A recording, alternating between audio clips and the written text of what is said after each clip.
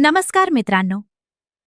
मराठी कलाविश्वातून यावेळी अत्यंत वाईट बातमी समोर आली आहे. कारण दिवसेंदिवस अपघाताचे प्रमाण वाढत चालले आहेत. अशातच एक निखळता तारा हरपला आहे.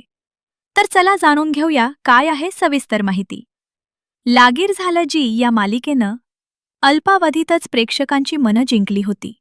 या मालिकेनं प्रेक्षकांचा कायमचा निरोप घेतला असला तरीही ही मालिका आणि यातील पात्र आजही प्रेक्षकांच्या मनात अधिराज्य गाजवत आहेत.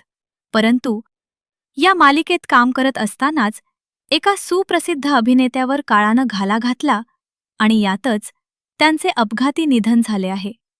होय मित्रांनो, मराठी अभिनेते म्हणजेच डॉक्टर ज्ञानेश माने यांचे अपघाती निधन झाले आहे. पुण्यातील रोटी घाटातून प्रवास करत असतानाच त्यांच्या कारचा भीषण अपघात झाला व यातच ते बेशुद्ध पडले.